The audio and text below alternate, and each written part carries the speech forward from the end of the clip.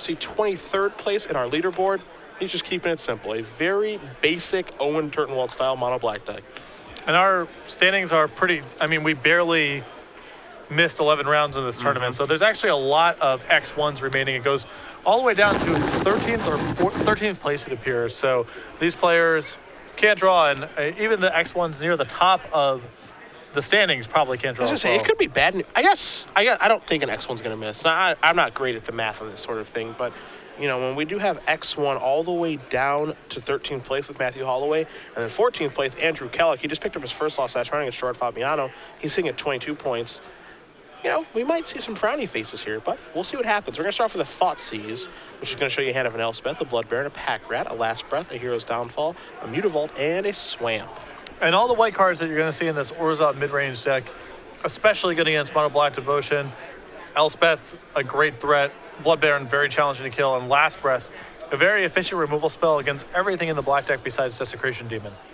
Yeah, it's almost like this deck was built to get an edge in the mono black mirror. Yeah, it feels like it's paying cost with its mana base and other matchups, but the white cards it's added certainly at a premium here. Thoughtseize is going to take down the Pack Rat.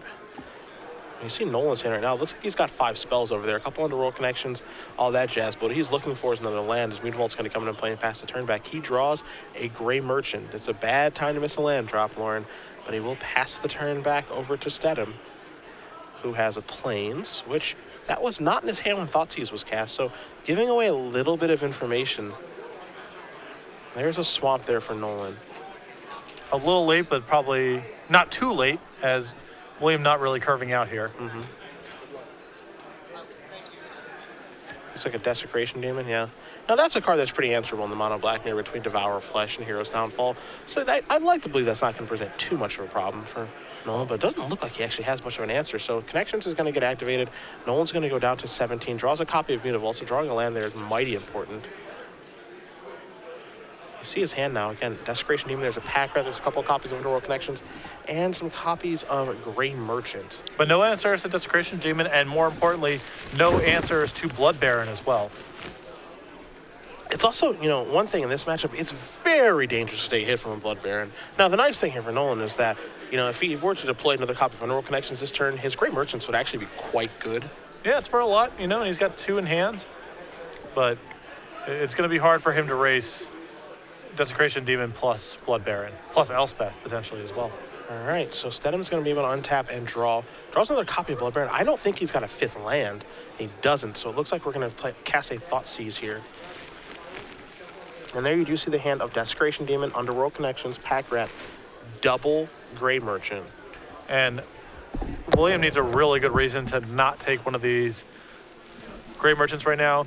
He has already lost the card advantage war, so taking the Underworld Connections doesn't mean a lot here. Yep. And presumably he has removal spells to check the other creatures. Mutavault's going to go active, going to attack for 8. William going to knock Nolen down a little bit. So now Nolen needs to draw a land like right now.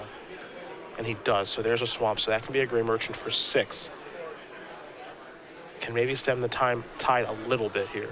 Losing that second Gray Merchant really hurts Lauren, though. So are you saying that Thoughtseize is good? It was really good there. Yeah. It's often not very good against a person with multiple Underworld Connections going, but Lauren's draw is actually missing some pieces, weirdly. No removal spells. I feel like he's almost priced into casting Gray Merchant's turn. I don't know if he can actually do anything else. I mean, he could try, I suppose, to try to find a removal spell for this Desecration Demon, but yeah, the problem is that the Gray Merchant is ace in the hole here. The rest of his hand doesn't really do very much. It's another demon that can just get killed, a Pack Rat that's too late to the party, another Underworld Connections he can't really deploy. So even though draining for 6 is pretty good here, it leaves the rest of his hand pretty anemic, and that 6 life immediately gets made up by William on the crackback. Yeah, he's not going to Gray Merchant here. I actually think he needs to pursue this path, because if he can find a removal spell for the Desecration Demon, then he has all the time in the world to set up a board and actually get a very large Gray Merchant. I also think it would have been fine for him to Gray Merchant this turn if he still had the second one left over, but as it is, he still needs to kind of clutch onto that, I think. I know it stings, but I actually like this play from Lauren. yeah, I mean, it definitely does sting. It doesn't seem, I guess, you know, on the surface it doesn't feel optimal, but I do think this way he's giving him the best chance to win the game. Because where does he go next turn after he gets hit for 6? basically in the same spot. He's just in the same spot. So if he actually found a Hero's Downfall or a Devour Flesh this turn, he's actually got a pretty good shot. But I think he's going to okay, so he's going to cast a Desecration Demon. So this allows him to live. Now he's going to die, I think, right? Yeah, because there's a land off the top. There's his Downfall, activate the Mute Vault, and die. Yep. So Steadham was going to have to draw a land to be able to get the game done, which he was able to do. Quickly cast the Hero's Downfall, activates Mute Vault. That's going to be 8, and that's going to do it. So William Steadham is going to win game number 1 here with Orzhov midrange over Lauren Nolen, playing Mono Black Devotion. Both players are going to their sideboards very quickly. We're going to do the same. You've got Nolen's in front of you. I'll let you start. yeah, we're looking at pretty close to the Owen Turnwald special. 3 Dark Betrayal, 3 Lightbane Zombie, 2 Doomblade, 2 Erebos, 3 Duress, 2 Farika's Cure. I think you're going to definitely see Dark Betrayal. I think you're going to see Lightbane Zombie trying to fight over Blood Baron. 2 copies of Erebos, pretty good if the game's going to go along. And potentially extra Duresses as well, because besides Underworld connections, William also has access to Last Breath, an additional efficient removal spell, and Elspeth, which can threaten to win the game on its own. So Duress, pretty reasonable in the Mono Black Mirror, and should be even better here. On this side of things, a couple 3-ups here in Obsidian, Duress, and Dark Betrayal. 2 Farika's Cure, 2 Doomblade, a Ratchet Bomb, and a Last Breath. I love Duress, love Dark Betrayal, so that's 6. Kind of like Farika's Cure and 2 of those. I don't know if you really want those when you have access to Last Breath. There's an additional one in the sideboard. I think I want to board in that Last Breath first. Obviously, Doomblade's going to stay on the board, Ratchet Bomb as well. So, you know, the only other question is, do you want Obsidian here? But I think Blood Baron is just better than Obsidian in this particular matchup. So, taking a look at things with 3 Duress, 3 Dark Betrayal, and a Last Breath, that's 7 cards to come in. And Desecration Demon is 4 easy cards to sideboard out. The next ones can probably be Ratchet Bombs, then maybe something else. But, Steadham's deck's only going to become better at your sideboard. Right. I would imagine that Obsidian is in the sideboard for Mizium Mortars matchups. Okay. Because it's clearly much better against Mizium Mortars than Blood Baron is. And also for straight control Esper and Blue-White, where Obsidian can win the game on its own, and Blood Baron's pretty anemic. All right, well, these players are shuffling up. We'll be underway shortly in game 2 of round number 10 here. Again, if you guys are just joining us, Cedric Phillips, Patrick Sullivan, Star City Games Open Series here in Columbus, Ohio at SCG Live, hashtag SCGCOL for your tweets for the rest of this evening and all day tomorrow, as we're going to make our way towards our quarterfinals, where we'll be giving away 3 months of premium.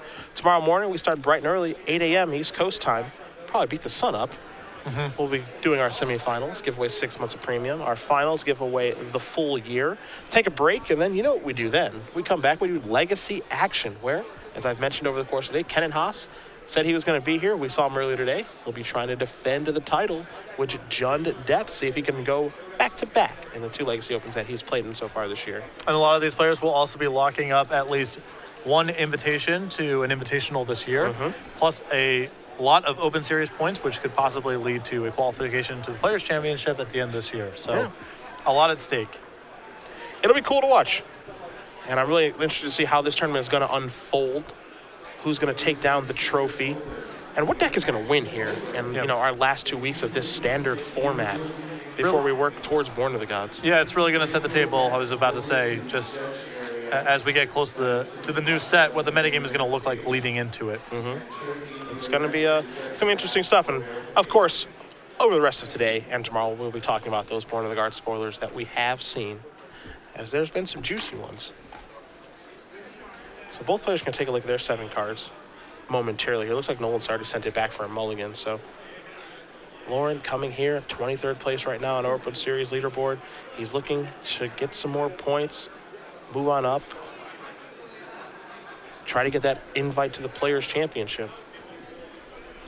And like I mentioned before, this was really close to 11 rounds this tournament. We barely missed. So there's a lot of X and 1s here. No intentional drawing to be done. There's a lot of matches going on right now for these top 8 berths. I think he's got a 1-lander here. We'll see. Yeah, he does. He's got a 1-lander with Pack Rat and Devour Flesh. This could get blown up by a discard spell really bad. Yep, that's a Duress, so at least it's not a Thoughtseize, I suppose. Does not want a mulligan to find this matchup. Gonna take a Devour Flesh, hoping to peel one off the top. And he missed and didn't even draw a discard spell. Devour Flesh is a declaration of I have Pack Rat, and we might have a quick runaway here. Oh boy. And just extends the hand right away. Wow. Wow. I mean, William doesn't necessarily have a 3rd land there, so yeah, I mean, I didn't. That's a fast concession.